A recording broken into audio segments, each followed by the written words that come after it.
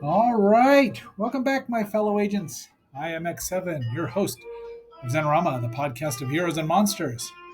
Today is Friday, and it is Seven Song Friday or Musical Friday, and we will have seven songs for you to vote for on Spotify, at least, if you're still listening.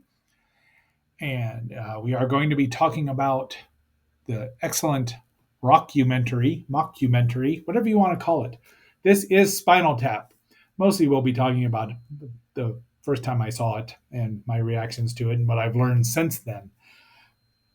We'll try to keep from getting too much further into it. However, before we do get too much further into it, please like, share, subscribe, leave me a comment. Let me know what you think about it. When did you first see Spinal Tap? Did you see it in the theater on its original run? Well, your humble agent did. But just let me know what you think about it. How you like the music?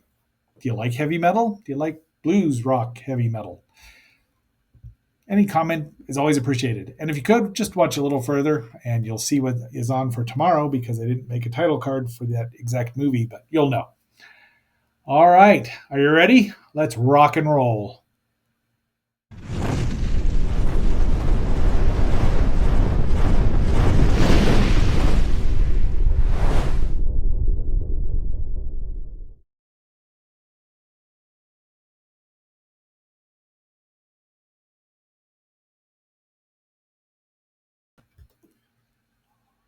All right. We start right out with Marty DeBurgi. And well, let's start out with this. The screen grabs here come from my Blu-ray of the movie, which is excellent. It's full of extras and a whole extra disc of extras, not just for the main disc, but that whole extra one. It's one more disc, and everyone's seen the movie, so there's no spoilers here, but you'll know what I mean. That is, of course, Rob Reiner, aka Meathead from All in the Family, as the filmmaker, and he also was one of the writers, and indeed he is the director. So I don't know where he came up with the name, but he talks about how he saw Spinal Tap for the first time, and we get introduced to it. So this was all. The movie was released in 1984, March 2nd, 1984. Wow. So I did not see it on its first run. It runs a whopping 82 minutes and gets so much done. It's just great. And much like the movies that Christopher Guest and Michael McKean and Harry Shearer and a bunch of other people did later on, much of it was improvised. They were given a plot and said, run with it. Just, lean into your characters and go with it. So they did. They land here in New York and they can't. So you know what kind of movie it's going to be when their driver gets the name wrong, Spinal Tap. And that looks like Jerry Hall to me, but I'm not sure if it is. It probably is not. But there are many, many famous people in this movie that are just in there for a split second. If you blink, you might miss them. But I wish they'd have.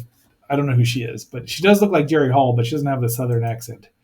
So we're introduced to our main stars here: David St. Hubbins, lead guitar, lead vocals for the most part, and Nigel. Now, this is not Nigel's first band, as we're about to see. Anyone who might have been watching American Bandstand in 1979 knows. Gentlemen, Squiggy, it's indeed an honor to have you here. It's indeed an honor to be had here. Thank you very much. Lenny, nice to see you. Do you think I'm going to be in trouble because I said forget your co-stars? I mean, we all know it's really your show. Nobody's gonna forget them. Listen, we should make it clear.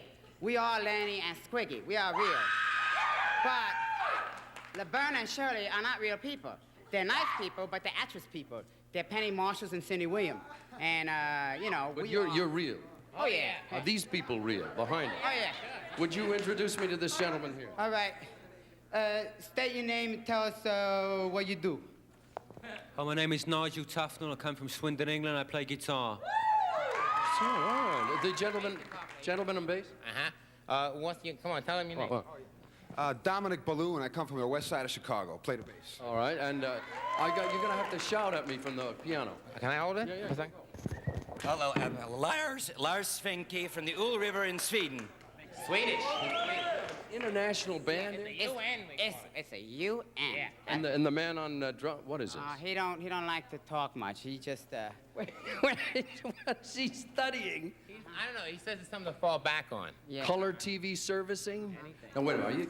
I'm confused. Are you men actors or truck drivers? And now you're We was musicians. truck drivers, but we was discovered by our managers, Mr. David Leander and Mr. Michael McKean, and they found us in Milwaukee playing in a club called Peepers outside of Pewaukee, and yeah, it's a true You place. can get outside of Pewaukee if you try. Are you going on a world tour with this sort of thing? No, we went on a sort of a Midwestern tour. What's the most exciting, romantic, exotic location that Lenny and the Squeak Tones have played? Probably Pewaukee. Pewaukee, Pewaukee. yeah. That was the biggie. There's a bar on every corner, and a corner near like every that bar. place. Yeah, corner bar. There's only 4 corners, though. How do you characterize this music? What is it? Was the That sounded a little bit like Jan and Dean and the Beach Oh, Boys. yeah. Well, sure. I mean, look, we all listened to that when we were coming up, you know, and it's rock and roll, that's all. you Yeah, know. we was influenced by 2 main forces. And those two were? Well, with me, it was Joey D. Yeah, and with me it was the Starlighters. Oh, biggies. I know them well. Now, tell me about the next number. Should I know anything about the preparation No, of you it? shouldn't know anything about it. Should I know the title? Well, it's something that's probably been in everybody's mind for a long time. It's called Love is a Terrible Thing. Oh, Lenny and the Squeak Tones.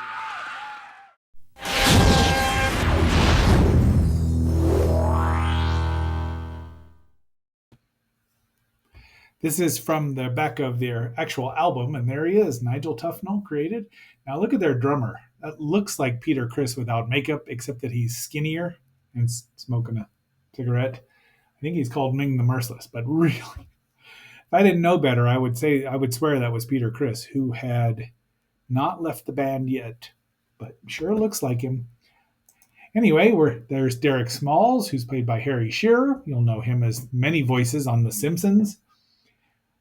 Mick Shrimpton, who was an actual drummer and an actor, one of Spinal Tap's ill-fated drummers, and Viv Savage. Vivian. No, not that Vivian. That's David Caff, who is an excellent keyboardist, which the 3-decker keyboards was a thing, and he probably has one on his left side there as well. So I think they're singing Tonight I'm Gonna Rock You Tonight.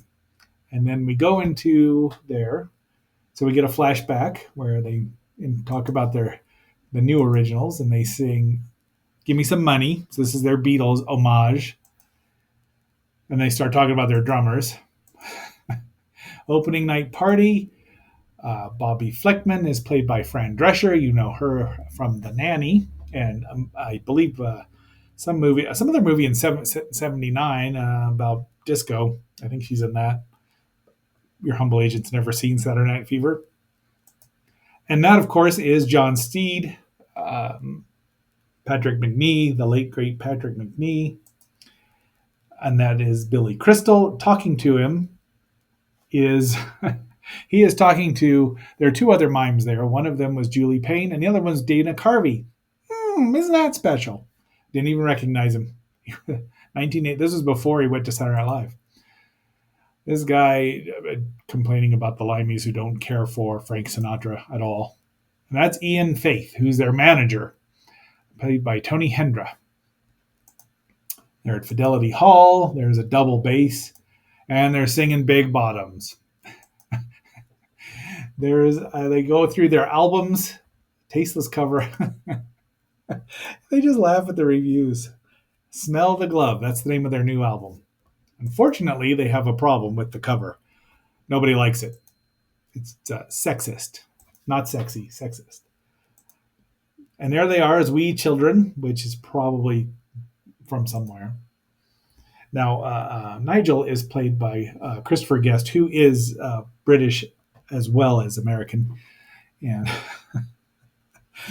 yeah, armadillos. They're talking about their largely male audience, but the girls that do go are scared of them. That's why the girls don't go. They go all across the country. Nigel's having a problem with tiny bread. And then he's doing the old leaning back there like Ace Frehley does, if you ever watch Rock Bottom or Cold Gin. No, yeah, Rock Bottom, he will do that. He was very careful, but Nigel needs to. He can't. Now he is yelling in pain and he's still playing. That's a trooper. And he gets back up and he's fine. There's his guitar collection. Just a lovely. Now this isn't his. Look at there's a Gretsch right there. Looks with a big Bigsby on it. That's Bigsby, not Busby. Now and don't even look at it. So that's this green one back here. Nobody gets to look at it, touch it, play it, or even see it. But they all go to 11. 11. It's one louder, which everybody knows. Armistice Day, which is coming up.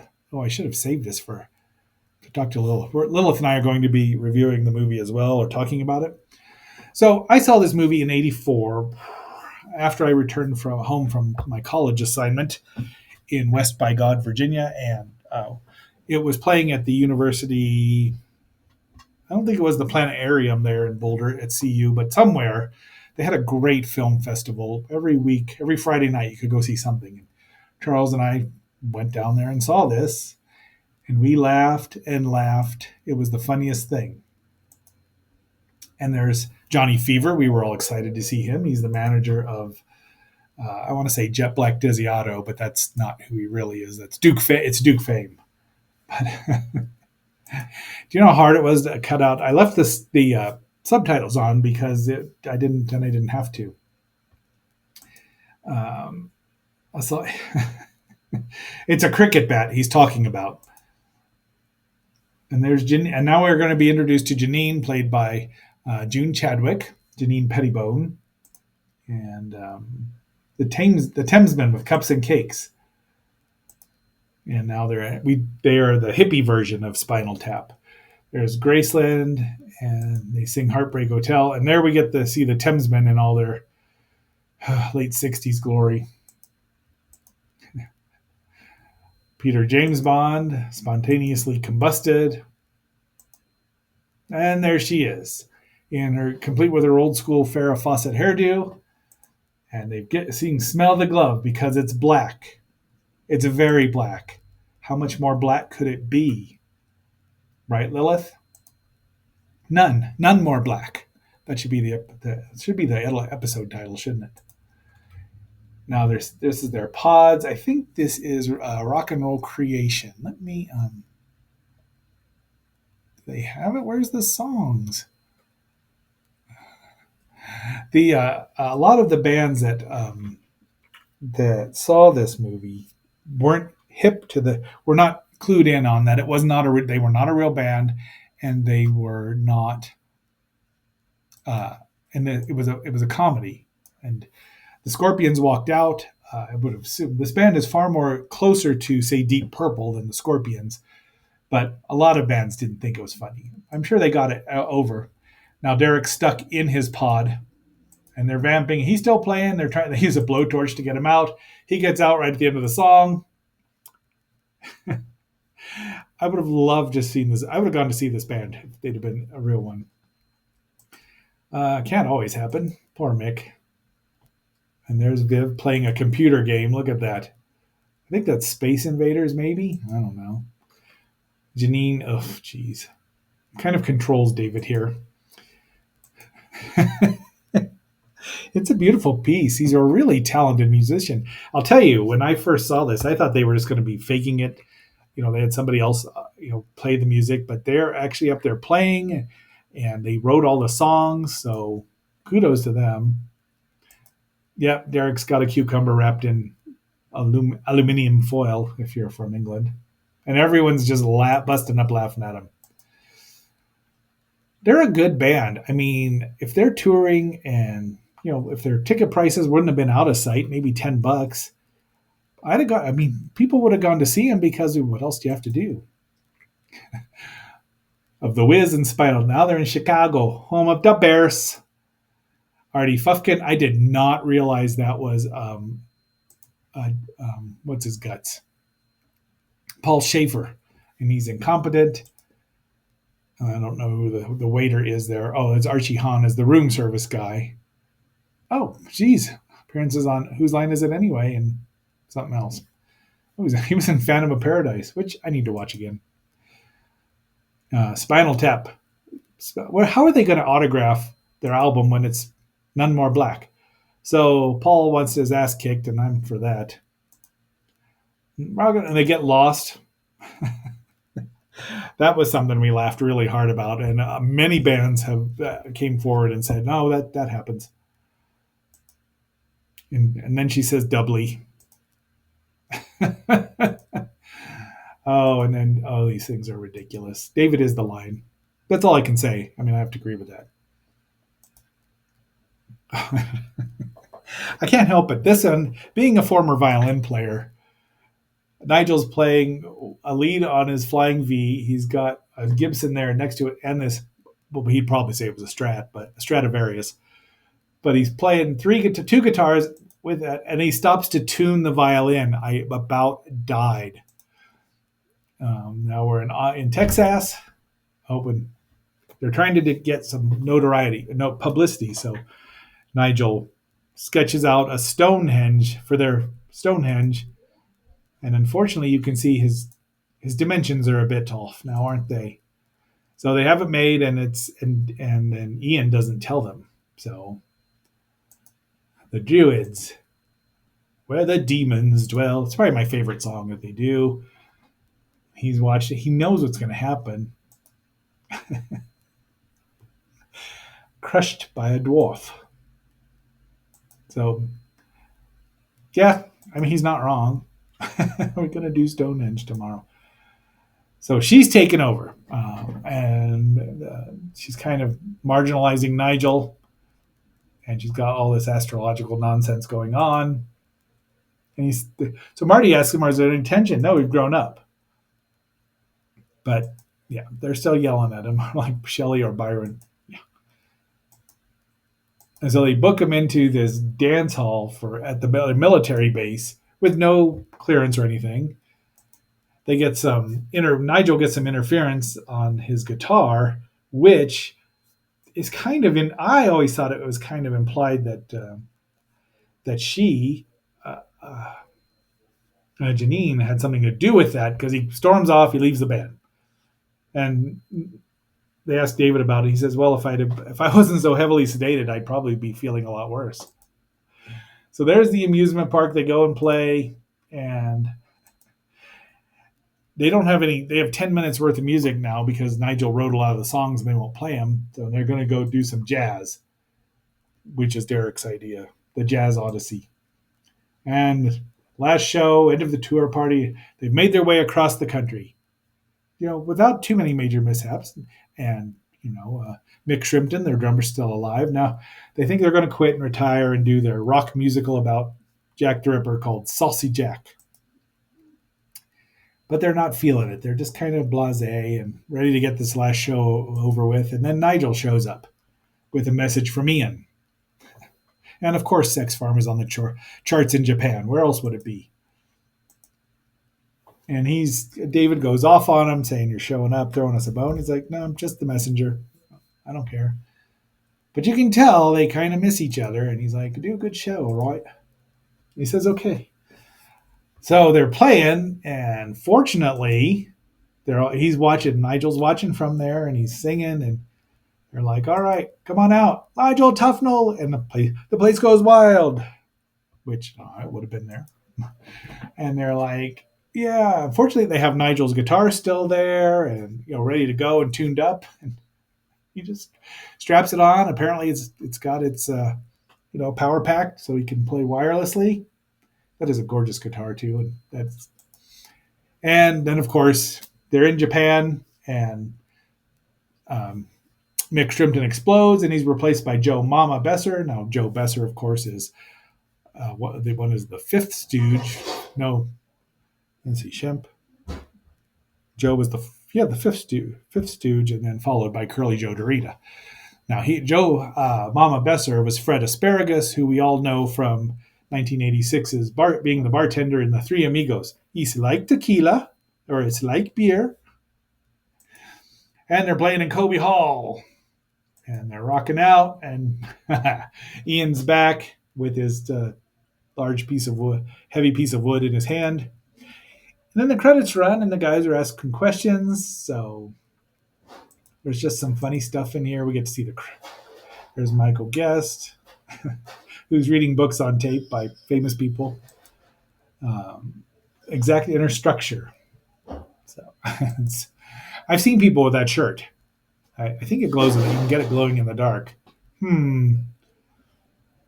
A summer camp for pale young boys. And David St. Hubbins, right?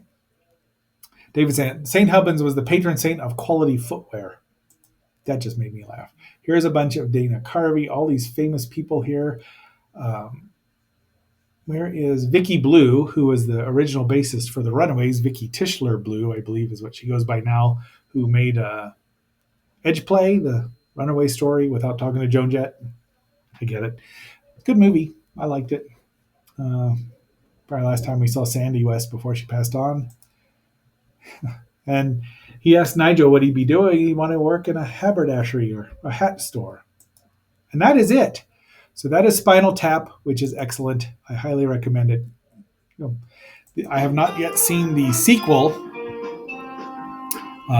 which is called, of course, Spinal Tap 2, The End Continues. I'd like to. They are going to be playing Stonehenge in Stonehenge sometime next year in England, which would be awesome. They've appeared in other appearances in media.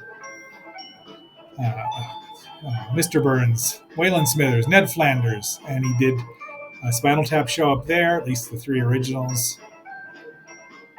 Bobby Fleckman showed up in the 5th season of The Nanny. So anyway, there's just a lot of things. I've got their first and second album. I need to get their first one again, which is all right. So anyway, until our next assignment tomorrow, when we will be going to Shaolin, you have betrayed Shaolin. You have betrayed my family. But watch the trailer. So until our next assignment, this is X7 signing off and phasing out.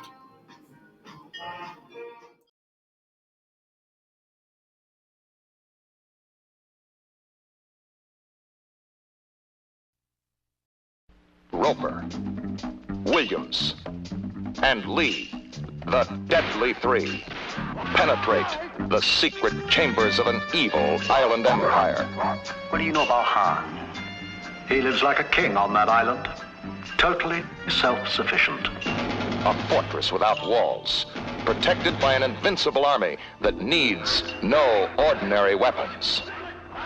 This is Enter the Dragon, the first martial arts film produced by a major Hollywood studio. John Saxon is Roper. He was in it for the money. U.S. karate champion Jim Kelly as Williams. He was there because he had no choice. Black Belt Hall of Fame undisputed martial arts champion and international film star Bruce Lee. His job was to get them out alive. I'm hoping you'll join us, represent us in the United States. You want me to join this? Roper, Williams, and Lee. Just when they think they've broken the secret of the island, they find there is no escape from the inscrutable Han. Warner Brothers presents Enter the Dragon, where the world's greatest martial arts athletes meet the ultimate challenge with the most ancient and deadly of weapons, the human body. Enter the Dragon from Warner Brothers.